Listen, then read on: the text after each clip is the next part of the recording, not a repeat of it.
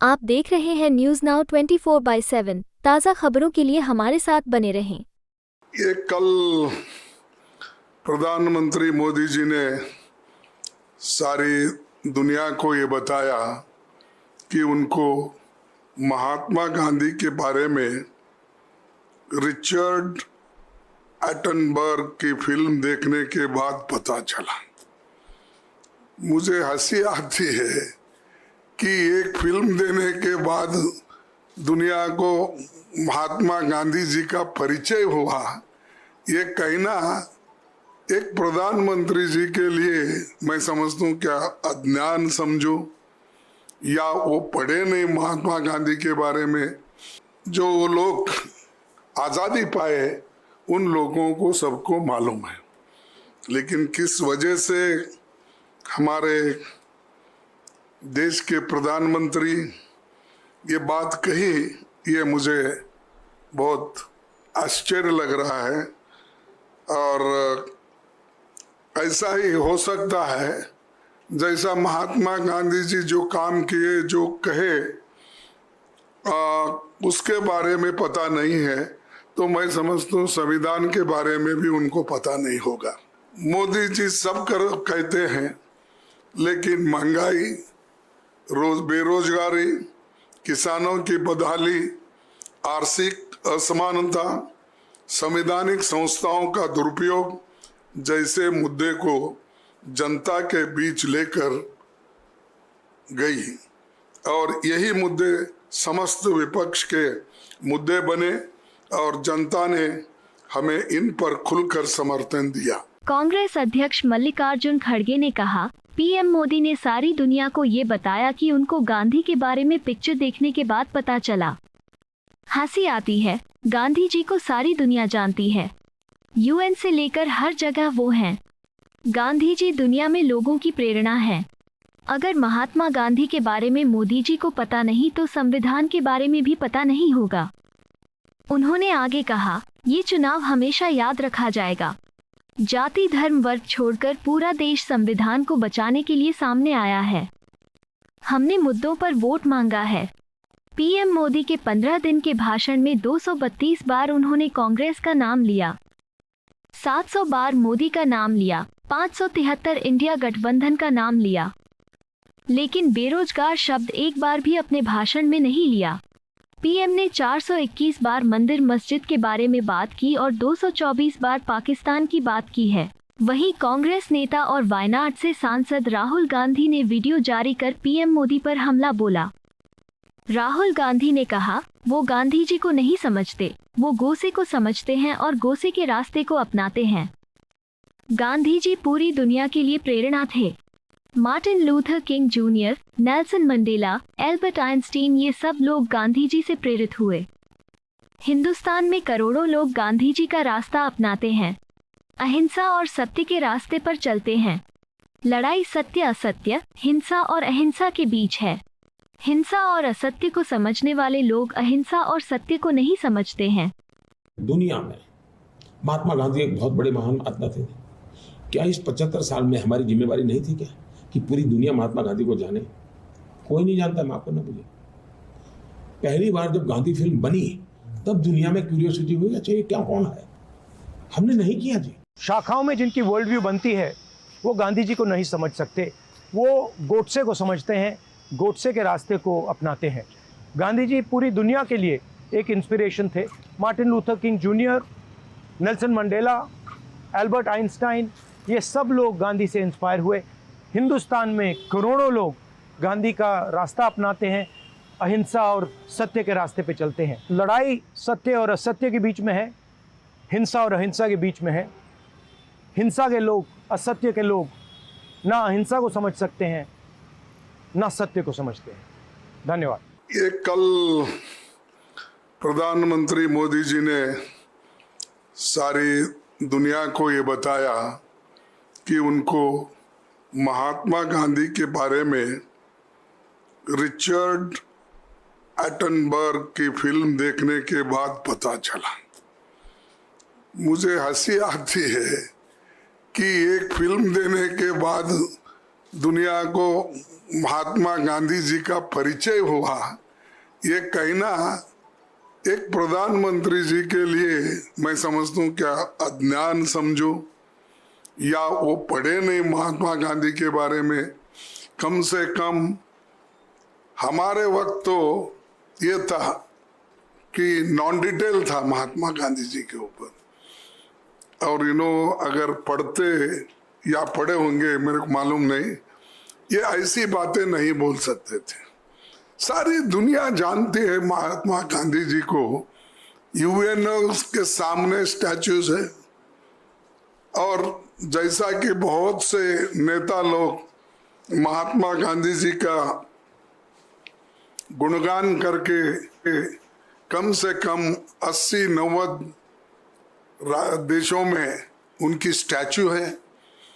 UNA से लेकर हर जगह, हर कंट्री में जहाँ पर भी जद्दोजहद हो गई है, और जो अहिंसा के आधार पर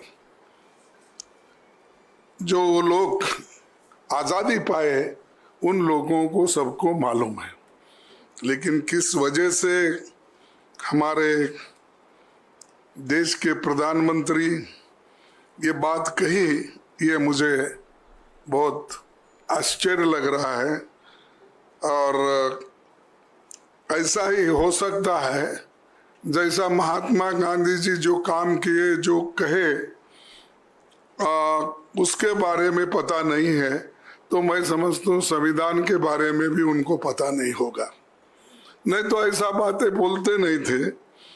और आज दुनिया में महात्मा गांधी जी का जो नाम लिया जाता है, वो इस देश के आज़ादी दिलाने में और इस देश को बनाने में, और गरीबों की वो बात करते थे, अहिंसा की, विकास की, और यहाँ तक कि उन्होंने अपने आज़ादी के बाद आप कैसे देश को देखना चाहते हैं तब पूछा, तो उन्होंने कहा कि मैं ऐसा देखना चाहता हूँ, जो भी गरीब है, जिसके आँखों से पानी निकलती है, वो उसके आंसू पूंछने का काम जरूर होना, और हर एक को पेट भर के खाना मिलना, कपड़ा मिलना, मकान रहना, ये उनका एक स्वराज्य की कल्पना थी, और स्वराज के लिए वो लड़े लाए। इसीलिए हम उनको नमन करते हैं। और जो लोग मोदी जी या और कोई भी बीजेपी में है, उनको अगर ये वो इग्नोरेंट है, तो मैं यही करूँगा कि कम से कम अब तो वो जरा फुर्सत मिलती है 4 तारीख के बाद, जून 4 तारीख के बाद, जब फुर्सत मिले तो उनकी ऑटोबायोग्राफी, और उसके बाद ट्रुथ क्या है अपना एक, हाँ, एक्सपेरिमेंट ऑन ट्रुथ, तो विथ ट्रुथ। सो ये जो नॉन डिटेल्स थे हमको पहले, तो कम से कम वो पढ़ ले के ठीक ठाक से गांधीयन हो जाए, ये हमारी अपेक्षा है। सिर्फ विवेकानंद के इस पे जाके बैठने से, या समंदर में डुबकी मारने से, या गंगा में डुबकी मारने से ये ज्ञान नहीं आता। इसको पढ़ना भी पड़ता है, सोचना भी पड़ता है। इसीलिए मैं आपके सामने उनके बड़े जो विचार रखे उन्होंने देश के सामने, ये बताना चाहता हूँ। और हम हमेशा, जो गांधी जी अहिंसा की पॉलिटिक्स करते थे, उन्होंने कभी भी नफरत की पॉलिटिक्स नहीं की, और किसी के ऊपर उनका नफरत नहीं था। तो आज का जो हमारे मोदी जी का जो कोशिश है, वो सब नफरत से भरा हुआ है और बगैर कोई भी बात करने दो वो उसमें थोड़ा सा तो नफरत रहता ही है। तो हम एक सर्वोदय सबकी भलाई हो इस पे हम ध्यान देते हैं। और साथियों, आज शाम चुनाव प्रचार खत्म हो जाएगा 6 o'clock। 18वीं लोकसभा के लिए हो रहा ये चुनाव लंबे समय तक याद रह जाएगा। इसलिए याद रह जाएगा, इस चुनाव में देश का हर एक नागरिक जाति, धर्म, पंथ, क्षेत्र, लिंग, भाषा को भूलकर लोकतंत्र और संविधान बचाने के लिए एक साथ आया है। प्रधानमंत्री और भाजपा के प्रमुख नेताओं ने लोगों को धार्मिक और विभाजनकारी मुद्दों को ऊपर गुमराह करने के अनगिनत प्रयास किए। इसके बावजूद लोगों ने ये लोग डाइवर्ट जो करना चाहते थे वो उसके बजाय मुद्दों को चुना और हमने मुद्दों के ऊपर वोट मांगा। और आज मैं देखता हूँ, कल भी मैं उड़ीसा में था, वो भी उड़ीसा में थे, बालेश्वर और भद्रक और एक जगह है जो भद्रक क्या कुछ है, हाँ, तो वहाँ पर भी मेरा भी भाषण था, फिर बालेश्वर में था, उनका भी बालेश्वर में था। तो यहाँ भद्रक में तो नहीं आए, वो उधर से उधर उड़ान उनकी हो गई।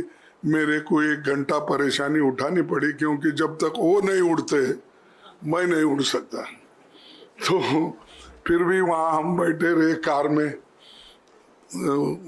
फिर उसके बाद में उन्होंने जाने के बाद हमको पास मिला तो हम निकल गए। तो कांग्रेस पार्टी हमेशा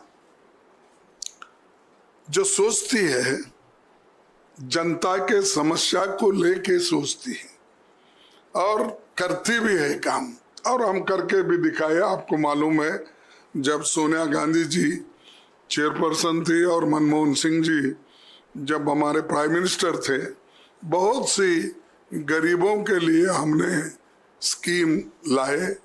उन स्कीम को भी हमने अमल में लाया और अनुष्ठान में लाकर लोगों को उसका फायदा भी दिया।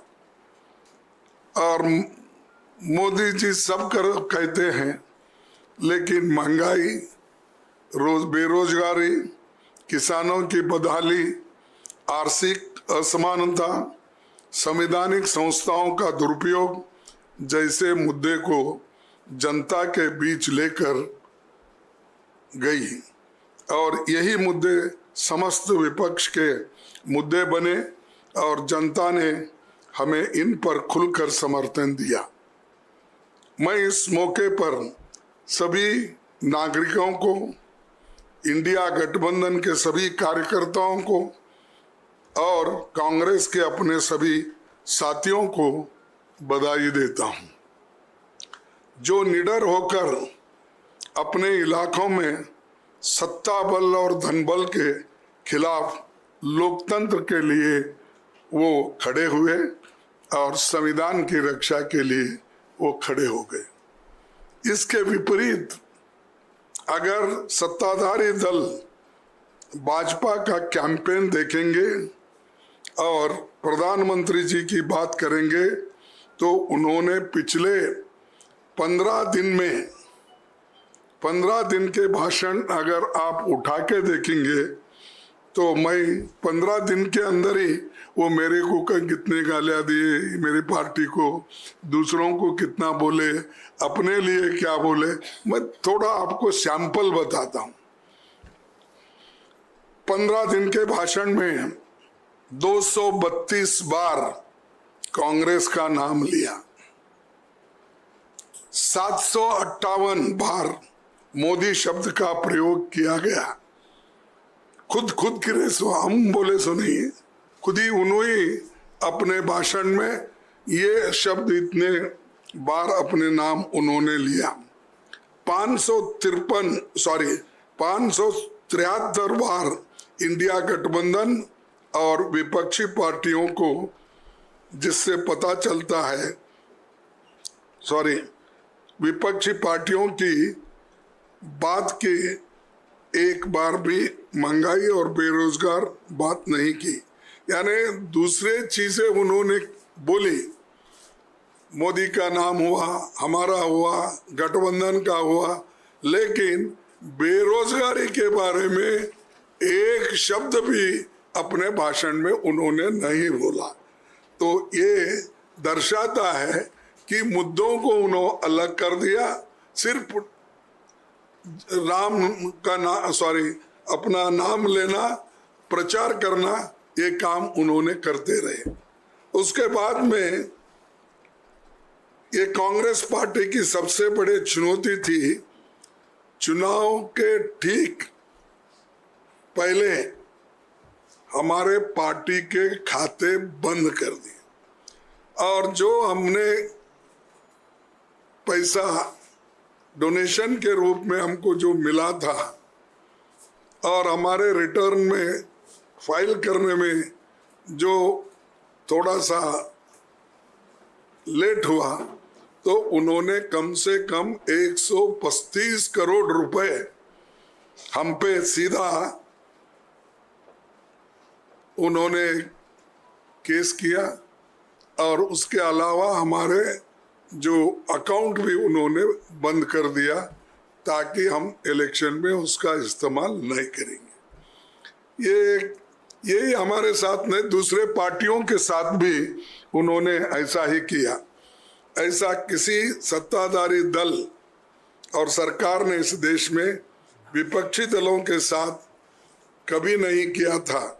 इसके पहले भी संसद के विंटर और बजट सेशन में सरकार का यही रवैया देखने को मिला। संसद में विपक्ष को नहीं बोलने देना, विपक्षी सांसदों को निलंबित करना, बिना बहस के बिल पास करना, ये अध्याय पिछले सरकार की कारनामों के रूप में काले अक्षरों में ये लिखा जाएगा और ये जो काम उन्होंने किया, सबका मुंह बंद करने का, डिस्कशन खत्म करने का, और जो हमारे बिजनेस एडवाइजरी कमेटी के जो भी सलाह होते उसको भी उन्होंने नकारा। तो ऐसा करके पूरा उन्होंने डेमोक्रेटिक प्रोसेस को खत्म कर दिया। सरकार के इन्हीं रवैये ने हमारे शक की पुष्टि कर दी कि ये सरकार तानाशाही की तरफ बढ़ रही है और इसका पहला निशाना होगा संविधान। जब हम लोगों के बीच गए तो लोगों ने हमारी बात पर मोहर लगाया और हमें बताया कि वो भी यही सोचते हैं, अगर इस सरकार को एक मौका फिर मिला और मिला तो वो लोकतंत्र का अंत होगा। प्रधानमंत्री और सत्ताधारी दल के लोग बेतुकी बयान भी करते हैं। हम सभी ने देखा कि प्रधानमंत्री जिनसे खुद आदर्श व्यवहार की अपेक्षा होती है, उन्होंने कैसी भाषा और कैसे कैसे शब्दों का प्रयोग किया। कांग्रेस पार्टी के मैनिफेस्टो को धर्म विशेष से जोड़कर न सिर्फ आदर्श आचार संहिता का उल्लंघन किया, बल्कि प्रधानमंत्री के पद की गरिमा को भी नीचा दिखाया। तो ये जो उनका रवैया है और केंद्रीय चुनाव आयोग की जिम्मेदारी भी ये है, आदर्श आचार संहिता को एनफोर्स करना। और 16 मार्च 2024 को चुनाव की घोषणा करते हुए कहा था, there shall be no appeal to caste or communal feelings for securing votes. प्रधानमंत्री जी ने 421 बार मंदिर मस्जिद मुस्लिम और बाकी धर्मों की बात की, समाज को बांटने की बात की। 224 बार उन्होंने मुस्लिम, पाकिस्तान, माइनॉरिटी इस तरह के शब्दों का भी इस्तेमाल किया। मैंने कहा प्रधानमंत्री खुद 421 बार इस मंदिर और मस्जिद के बारे में किया। 224 बार उन्होंने मुस्लिम, पाकिस्तान, माइनॉरिटी की बात की। लेकिन सी इसको जो उन्होंने पहले कहा था, there shall be no appeal to caste और communal feelings of securing votes बोले थे, अब इनके आंकड़े मैं दे रहा हूं इसीलिए कि कम से कम लोगों को मालूम होने दो कि किस तरीके से ये चल रहा है।